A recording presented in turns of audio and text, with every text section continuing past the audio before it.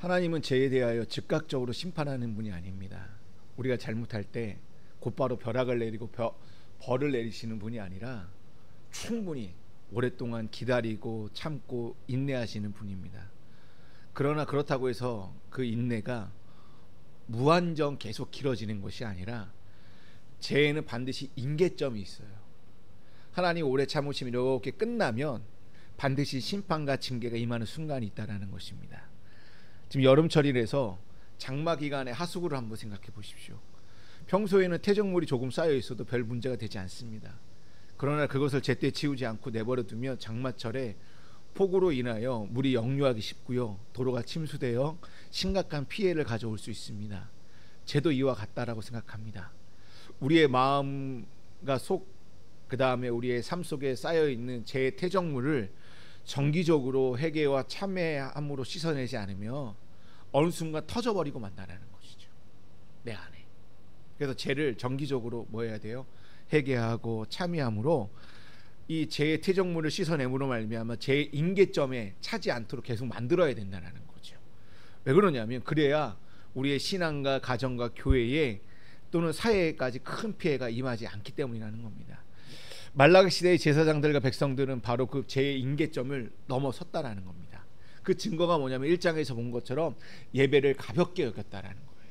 예배를 가볍게 여겼다라는 것은 예배를 멸시하였다라는 것이고, 그 예배를 멸시하였다라는 것은 곧 하나님의 이름을 멸시하였다라는 것입니다. 신앙의 중심에서 가장 잃어버린 그 삶을 그들은 지금 제사장들은 살아갔다라는 것입니다. 오늘 본문은 제사장들이 바로 이 죄의 임계점에 다다랐음을 선언하고 있다라는 거예요. 그렇다면 제사장들이 범한 죄가 무엇입니까? 오늘 본문 이전의 말씀에 이렇게 기록하고 있습니다. 만군의 여호와가 이르노라, 너희가 만일 듣지 아니하며 마음에 두지 아니하여 내 이름을 영화롭게 하지 아니하면, 여기에 세 가지 중요한 단어가 나와요. 듣다, 마음에 두다, 영화롭게 하다. 이것은 제사장들이 하지 않았다라는 거. 이렇게 원래는 마음을 들어야 되고 마음에 두어야 되고 영화롭게 해야 되는데 이것을 제사장들이 하지 않았다라는 거예요.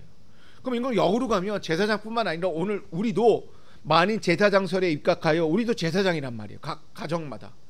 그렇기 때문에 우리도 반드시 붙들어야 할 신앙의 세 가지 태도가 뭐냐면 듣고 마음에 두고 영화롭게 해야 된다는 것입니다. 그럼 첫 번째로 제사장들의 첫 번째 죄가 무엇이냐면 듣지 않았다라는 거예요. 여기서 듣다라는 말은 단순히 귀로 소리에 듣다 안 듣다 이런 의미가 아니라 히브리어로 샤마으라고 하는데 일명 쉐마라는 말이에요. 쉐마는 명령형이기 때문에 들으라 라는데, 샤마으는 듣다라는 동사형인데, 이것이 듣다라고만 끝나는 것이 아니라 듣다, 이해하다, 순종하다라는까지 포함하고 있는 단어예요. 그러니까 듣는다라는 것은 이해하고 순종해서 삶으로 살아가는 것까지 말씀하고 있다는 겁니다. 즉 말씀을 듣는다라는 것은 뭐예요? 듣는 것으로 끝나는 게 아니라 삶의 실천으로 옮겨지는 것까지 하나님은 요구하고 있다는 것입니다. 우리가 아까 좀 전에 쉐마라는 말도 신명기 6장 4절에 이스라엘아 들으라, 우리 하나님 여호와는 오직 유일한 여호와시니 라고 하면서 쭉 이어가잖아요.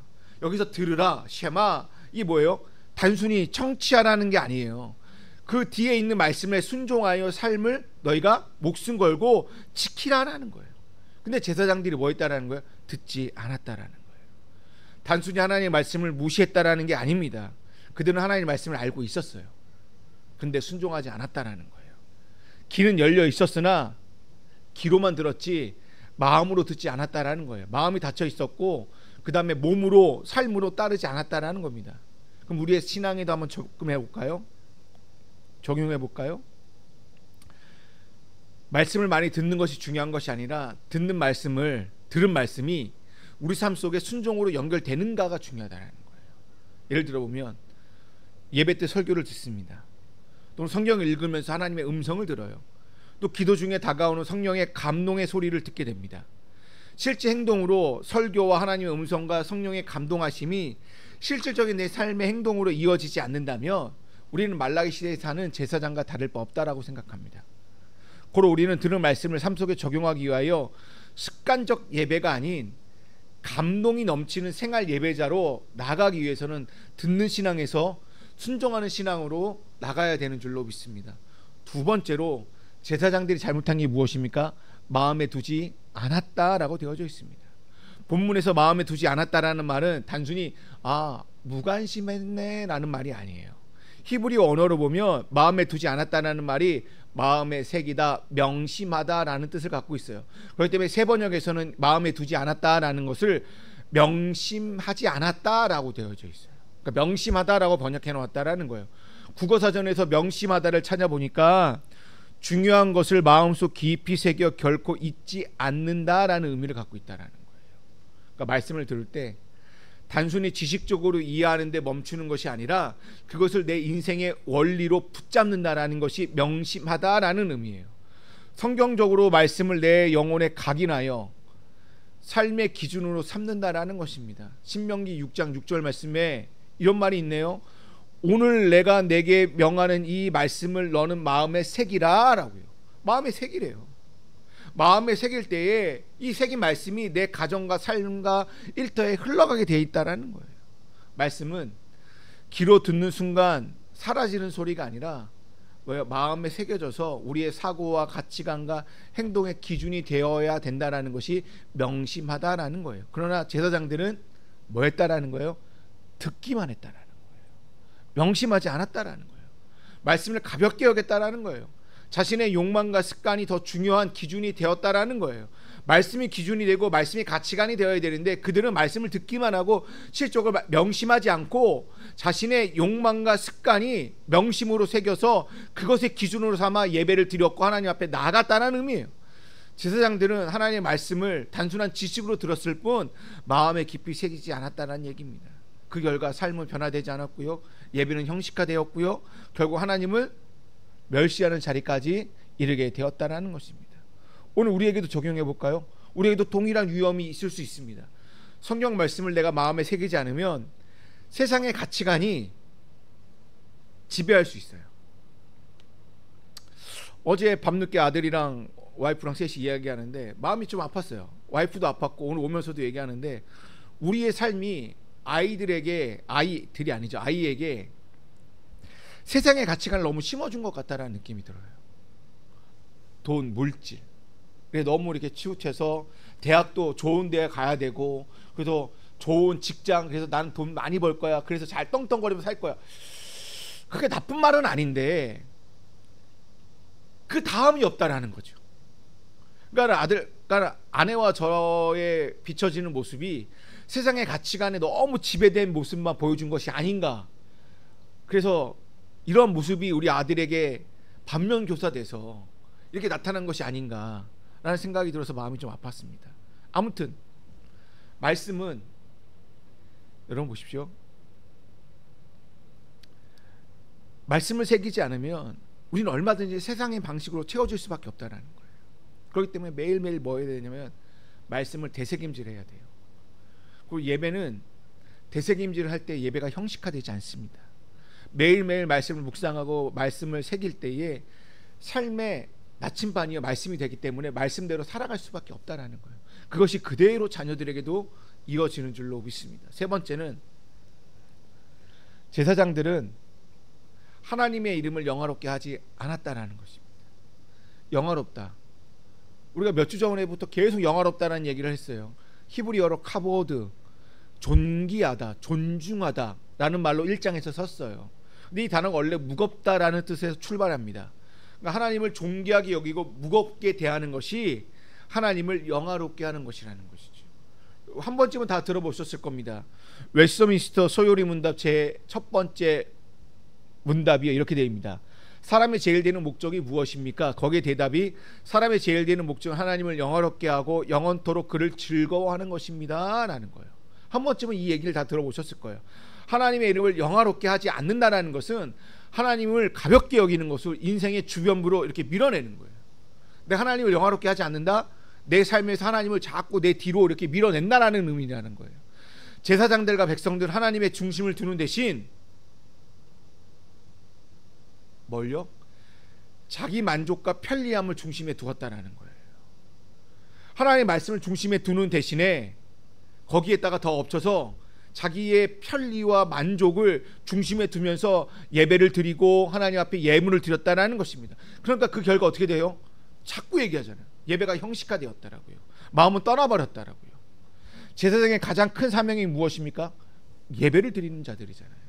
하나님의 이름을 존귀하게 하는 자들이고요, 하나님을 무겁게 하는 자들이고 하나님께 영화를 노리는 자들인데, 그들이 가볍게 여기는 말미암아 본질적인 배교가 일어났고요, 가장 근본적인 목적을 잃어버린 상태로 그들은 살아가게 되었다라는 것입니다. 방향성을 잃어버렸다고요. 그럼 오늘날 우리들은 어떻습니까? 교회와 성도들도요, 얼마든지 예배를 형식화로 드리게 된다면 하나님의 이름보다는 사람의 영광을 더 추구하다 보면 카보드가요, 가볍게 던져지는 행위예요. 어떤 목사님은 설교 때마다 내가 뭐 했다라는 얘기를 막 해요. 내가 이번 주에 뭐 했고, 내가 이번 주에 어디 가서 뭐 했는데, 이런 얘기를 막 해요. 이것은 하나님의 이름을 높이는 것이 아니라 자신의 이름을 높이는 행위라고요. 그것이 하나님을 영화롭게 하지 않는 제사장들의 모습과 똑같다고요. 설교 시간에는 내 얘기를 할 필요가 없는 거예요. 하나님의 얘기만 해도 모자랄 시간에 내 얘기를 하고 주변부 얘기를 할 게 뭐가 있겠습니까? 오늘날 우리의 신앙은 어떻습니까? 한번 되새겨 보십시오. 우리는 정말 하나님의 이름을 무겁게 여기고 있는가? 이것이 실적으로 다가오는 것을 이렇게 적용할 수 있어요. 진짜 하나님보다 내 삶에 더 중요시 여기는 게 무엇일까요?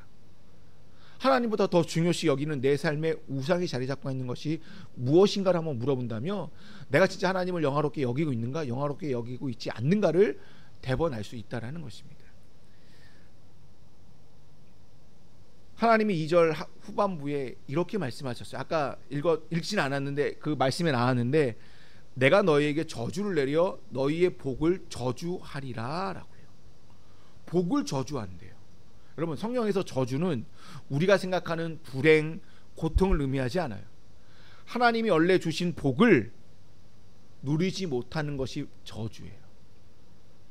그러니까 하나님께서 말하는 저주는, 내가 너에게 이만큼 복을 줬는데 이 복이 이제는 차단되고 뒤바뀐 상태가 되어 이 복으로 인하여 내가 저주받는 것이, 이것이 복을 누리지 못하는 상태, 이것이 복을 저주하리라 라는 의미라는 거예요. 예를 한번 들어볼까요? 출애굽 당시 여러분 보세요. 만나와 메추라기는 40년 동안 은혜였고 축복이었어요. 근데 그 은혜와 축복이었던 만나와 메추라기가요, 그들이 불평하잖아요. 그것이 심판의 도구가 되었다라는 겁니다. 여러분, 우리가 물질의 복을 받았어요. 근데 물질의 복을 받았는데 하나님을 떠나게 만들었잖아요. 그럼 복이 아니라 저주라는 것이죠. 우리의 자녀들이 세상적으로 잘 나가요. 근데 잘 나가는 대신 신앙이 떠났어요. 그건 더 이상 복이 아니라는 거예요.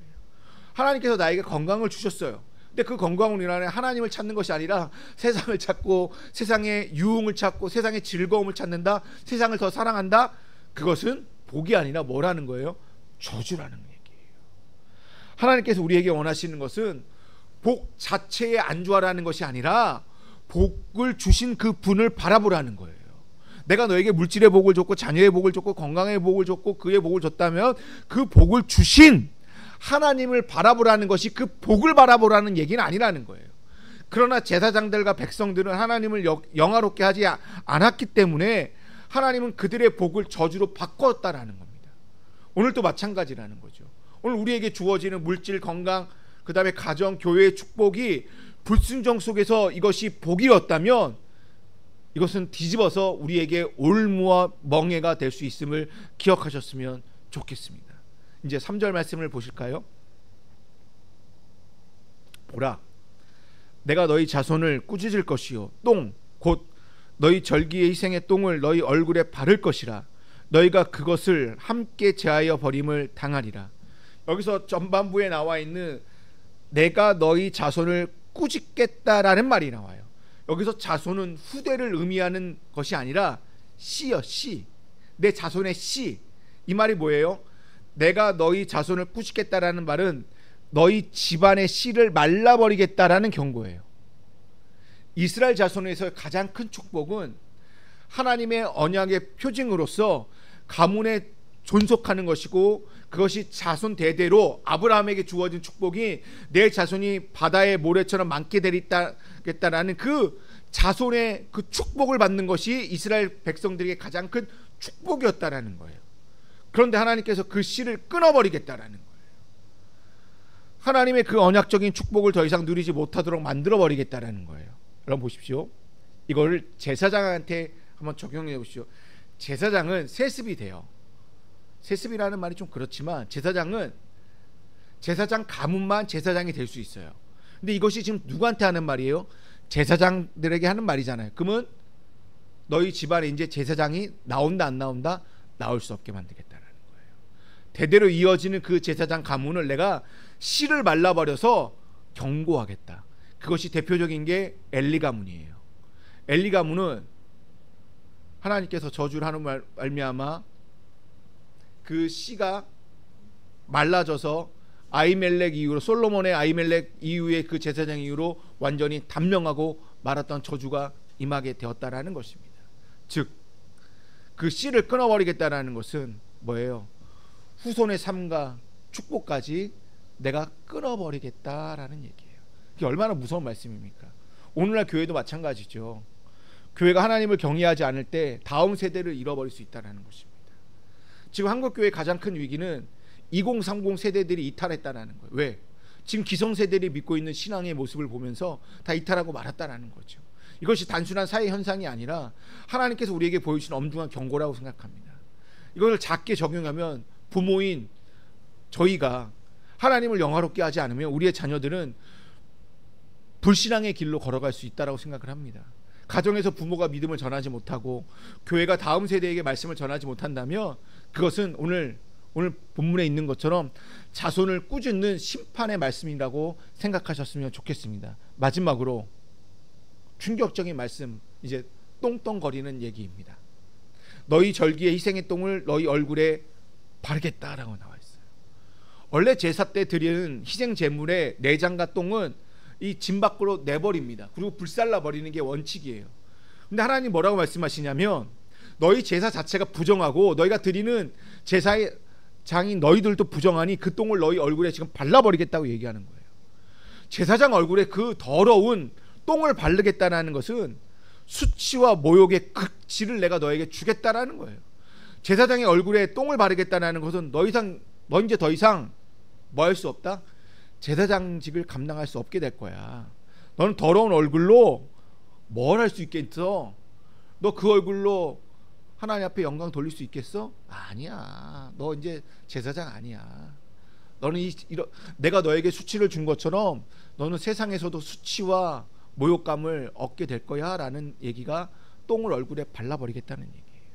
근데 이 말씀이요 왜 무겁게 다가오냐면 오늘날 교회가 세상 사람들로부터 똥치를 당할 때가 너무나도 많이 있다라는 거예요. 이젠 개독교라는 말도 안 해요. 이제는 개독교라는 말도 안 해요. 이제는 교회를 싸잡아서 욕을 합니다. 교회만 나왔다 그러면 싸잡아서 욕을 한단 말이에요. 교회가 세상의 빛과 소금이 되지 못하고 세상의 조롱거리가 되는 것이 교회가 얼굴에 지금 똥칠하는 경우라고요. 거룩할 예배를 가볍게 여기고요. 사람들이요. 그리고 세상 속에서 탐욕과 분열이 일어나고요. 세속적인 욕망에 세습을 하고 그 다음에 자기 자녀들에게 이 불을 대물림하고 있고 세상 정치에 교회가 관여하고 있고요. 직접 참여하고 있고요. 이런 것들을 세상 사람들이 가리키면서 네가 목사야? 네가 장로야? 건사야? 저게 교회라고 하면서 손가락질하고 있다고요. 이것이 교회에 똥칠하는 경우라고요. 이것뿐만 아니라 너무나 많이 있잖아요. 교회가 똥칠하는 경우들이. 그렇다면 하나님께서 제사장들을 이렇게 심판하시겠다고 한 목적이 무엇입니까? 하나님이 제사장들을 향해 무서운 경고의 말씀을 주신 진짜 속마음은 무엇입니까? 그러면 진짜 심판이에요? 진짜 얼굴을 똥칠하겠다는 얘기입니까? 내 자손을 내가 끊어버리겠다는 얘기입니까? 하나님께서 진짜 그렇게 하겠다는 얘기예요? 아니라는 거 알잖아요. 우리는 심판의 목적은 파멸이 아니라 회복에 있다라는 것입니다. 심판은 끝이 아니라 심판은 하나의 가정이라는 것이죠. 징계의 최종 목적은 무너뜨리기 위함이 아니라 무너진 것을 다시 세우는 데 있다라는 것입니다. 징계의 목적은 징계를 잊지 않고 바로 세움에 있다라는 거예요. 하나님께서 제사장들을 책망하시고 얼굴에 똥을 바르겠다 하신 진짜 이유는 단순한 분노의 표출이 아니라 너희가 진짜 제사장은 제사장답게 하나님의 종은 하나님의 종답게 살아가라라는 의미 아니겠어요? 우리에게도 동일하지 않을까요? 우리를 꾸짖고 있고 우리를 징계하시겠다, 우리를 심판하고 있다, 너희를 통하여 너희 자녀가 심판받겠다고 하는 이 얘기가 무슨 얘기인가? 나를 나답게, 성도를 성도답게, 교회를 교회답게 세우기 위하여 하나님의 손길이 이렇게 심판의 메시지로 지금 선포되고 있는 말씀 아니겠습니까? 히브리서 12장 보니까 이런 말씀이 있습니다. 주께서 그 사랑하는 자를 징계하시고 그 받으시는 아들마다 책찍질 하심이라. 이게 무슨 말씀이에요? 징계는 하나님의 진노가 아니라 하나님 아버지 되심의 증거가 징계라고요. 하나님이 내 진짜 아버지라면 나를 징계한다라는 거예요.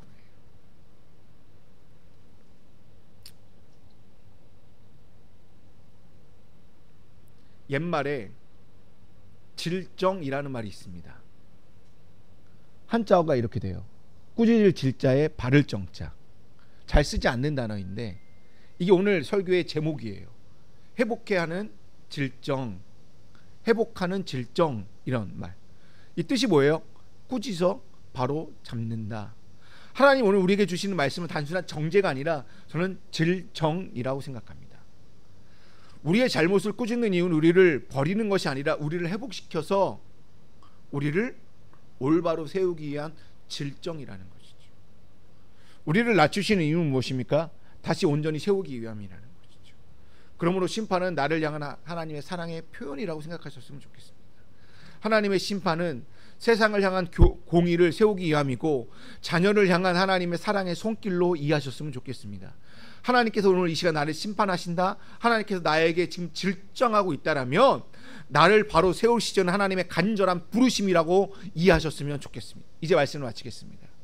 베드로전서 2장 9절에 뭐라고 나오냐면 왕같은 제사장이라는 표현이 있습니다. 우리는 만인 제사장으로 부름을 받았어요. 제사장으로서 어떻게 하나님을 영화롭게 할 수 있을까가 고민이에요. 신앙은 정적인 언어에서 동적인 언어로 나아가야 돼요. 신앙은 정적인 삶에서 동적인 삶으로 전진하며 나아가는 거예요. 이게 무슨 말입니까? 오늘 본문 말씀에 듣다, 명심하다 라는 말은 정적인 행위예요. 듣고 마음에 새기는 것. 근데 듣고 순종하는 것, 마음에 새겨 삶으로 실천하는 것은 동적인 행위라는 것이죠. 결국 신앙은 얼마나 정적인 행동을 내가 진실되게 추구하여 동적인 행동들을 진실되게 실천하느냐에 있다는 거예요. 정적인 행위들을 동적인 행위로 이렇게 바꿔서 진실되게 실천하는 것이 신앙이라는 것이죠. 신앙의 본질은 얼마나 우리가 말씀을 진실하게 듣고 마음에 새겨 순종으로 옮겨가는가에 달려있다는 것입니다. 그렇기 때문에 이 시간 하나님께서 경고하고 있어요. 죄의 임계점에 다다르기 전에 뭐해라? 회개해라. 말씀을 듣고 순종해라. 말씀을 새기고 실천하라고 하나님 우리에게 말씀하고 있다는 것입니다.